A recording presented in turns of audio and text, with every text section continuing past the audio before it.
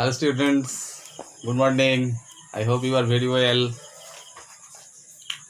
Yesterday our meeting was held, and we are very concerned about your future days. So we are heartily requesting you to follow the classes carefully, to read at your home very carefully and very beautifully, because time is going away, time will never come back. So you should not please waste your precious time, because day by day you think your examination is coming forward at your doorstep. Okay, so please don't waste a moment of time. Clear? Today we are going to start line by line explanation the poem Sonnet 18 by William Shakespeare.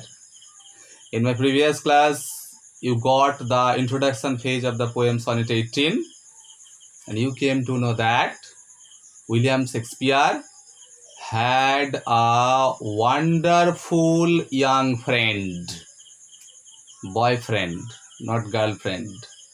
Okay, Earl of Southampton of England. Southampton, Southampton, Earl, E-A-R-L. The Earl of Southampton or Pembroke, P-M, Pembroke, B-R-O-K, of England. This Earl of Southampton, Mr. W.H. or Mr. William Herbert, was William Shakespeare's sweet beloved. Shakespeare loved him with his heart and soul.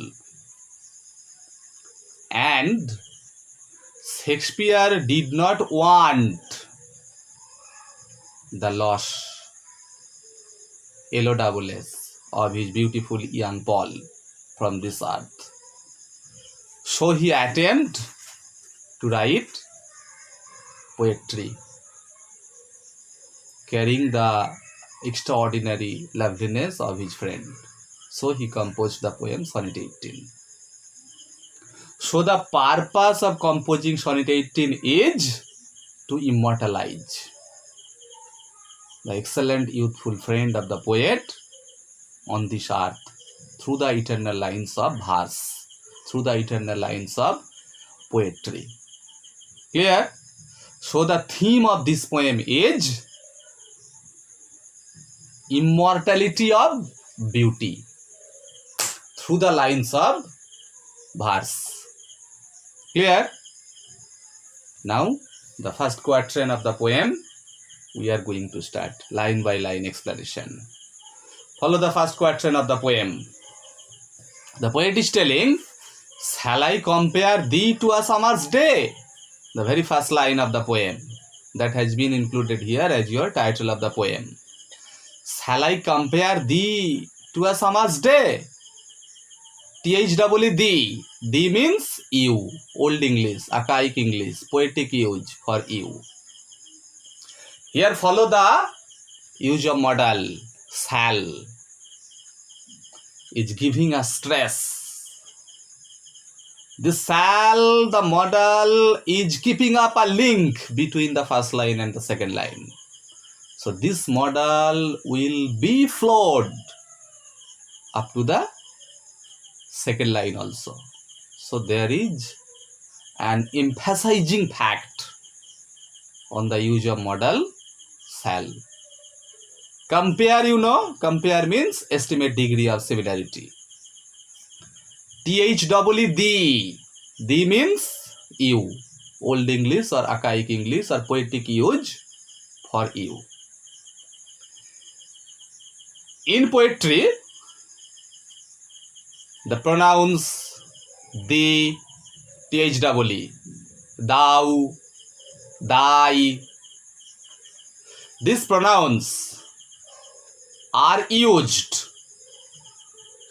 specially to indicate close intimacy, very close relationship. So Shakespeare is addressing his beautiful young friend as thee, THEE, Moments after you will get thou, thou, nominative case. That means a close intimacy between Shakespeare and his friend was. So the poet is giving the pronoun thee, thee. Thee means you. Here you means the poet's beautiful young friend, Mr. William Howard or Mr. W.H., the Earl of Southampton. Clear? Shall I compare thee to a summer's day? The poet wants to compare his friend to a beautiful summer day. A beautiful rhetorical question. The poet wants to compare the loveliness, the warmth, the elegance of his beautiful young friend to the beauty of summer. Because summer is the most beautiful season in England, in cold-prone European countries. In our subcontinent countries, in our Asian countries, summer is the most painful season of the year because of its heat, too much heat. But in cold-prone European countries like England, summer is the season of warmth, sweetness, loveliness, beauty, elegance. Because most of the time of the year remains there under freezing cold. So when only summer season appears, nature looks most beautiful. Human heart gets colorful. For the very reason, in cold-prone European countries, summer is the loveliest of all seasons. Summer is the most beautiful season. Just you can think as if in our country, springtime is the most beautiful season of the year because of its loveliness and warmth and elegance.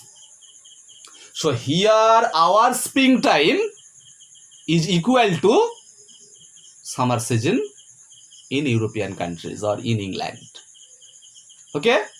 So summer is the loveliest of seasons, most beautiful season in England or in Europe, in cold-prone countries.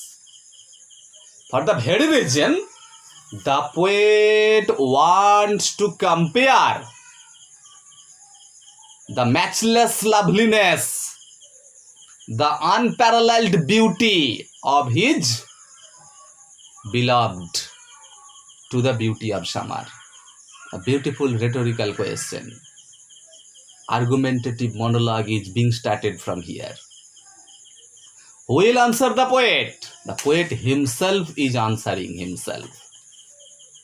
The poet is asserting about the answer, about the reply of his question. Now follow the answer.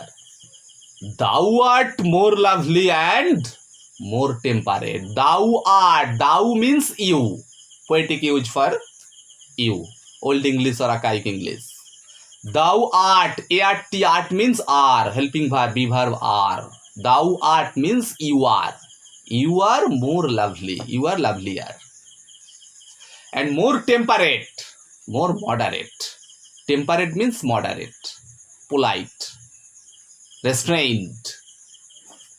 So first the poet wants to compare the excellent loveliness of his beautiful young friend to the beauty of a summer's day.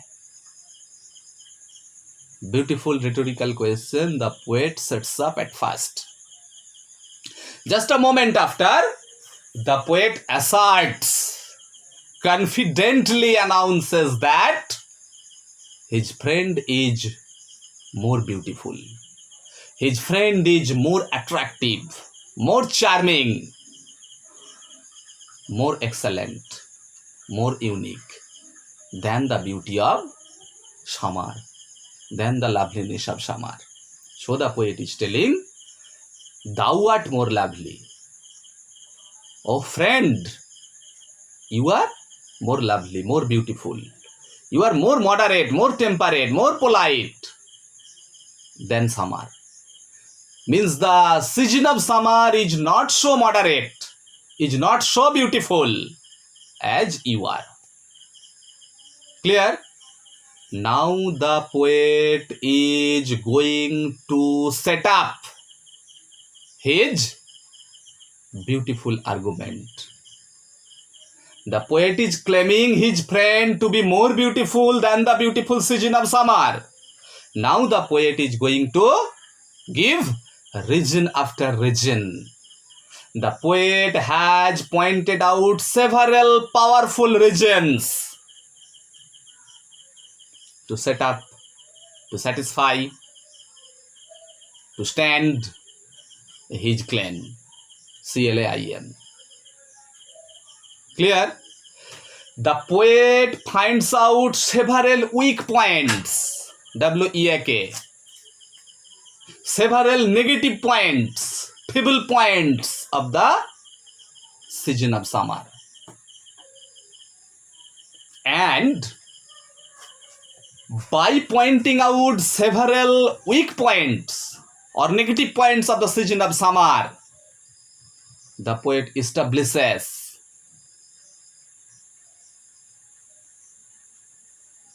the truth, the true power of his claim. So now the poet is going to explore about the negative points of or weak points of the season of summer. Clear? Now follow the first weak point of summer season, first negative point of summer season.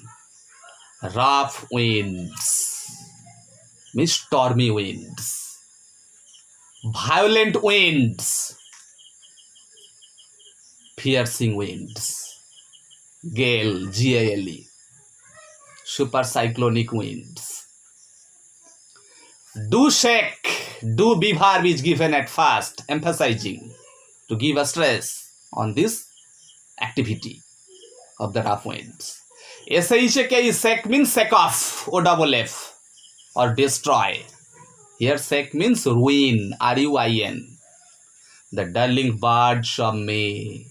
The darling, very beautiful personification given by the poet. The darling birds, very lovable birds. Darling means very lovable, very sweet. BUDS, birds means blossoms, flowers of May. May is the month of summer season. April and May is the season of summer. May is the beautiful season. May is the beautiful month, the main month of summer season. So when the month May appears on nature's breast, nature mother is trimmed with beautiful blossoms. Darling, the term has been used here in case of beautiful personification. BUDS, birds, the sweet flowers, are used here in sense of persons. Darling, the term is used by us to address, to adore lovable things or lovable persons. As we say, darling lover, darling brother, darling sister, darling wife, darling mother. So darling is the term that is applicable for sweet, soft, adorable, cozy things. So here the birds, BUDS, or the blossoms or flowers are very sweet, very soft, very cozy. Beautiful touch of personification. So the poet has used the adjective darling, means very sweet flowers of the month of May. So in summer, occasionally or at times or sometimes, when super cyclonic winds or stormy winds or rough winds appear in the sky or in nature's breast, those gale, GALE, or violent wind mercilessly destroys the beautiful blossoms, flowers of the month of May from so many soft, beautiful, cozy trees. So this is one weak point of summer season. The poet is telling summer is beautiful and my friend is also beautiful. But in case of comparison, my friend is more attractive, more beautiful, because summer has several negative points or weak points. But in case of beauty and warmth, my youthful, beautiful young friend has no defect, no fault, no negative point. So, one significant weak point of summer season is its violent wind that mercilessly destroys the lovely flowers of the month of May. Clear? Next weak point of summer season. And summer's lease, L-E-I-S-E, lease, an agreement for a certain time. L-E-I-S-E, lease means a fixed term, an agreement, a contract. Summer's lease, this is a very common imagery liked by William Shakespeare. In so many Shakespearean sonnets and so many Shakespearean plays, this imagery of lease is used by Shakespeare. In Macbeth also, Shakespeare has used this beautiful imagery of nature's lease. Through the voice of Lady Macbeth, nature's lease is not eternal. Through the voice of Lady Macbeth, Shakespeare has given this imagery. Nature's lease is not eternal. So this nature's lease is a very beautiful imagery used by Shakespeare in his most of the sonnets and poems or plays. Anyway, summer's lease, L-E-I-S-E, lease means a contract, an agreement. So here the poet is giving the touch of beautiful imagery. Summer's lease means as if there is a contract, as if there is an agreement between nature and summer season. The duration, the agreement of term is only 2 months. Only 2 months.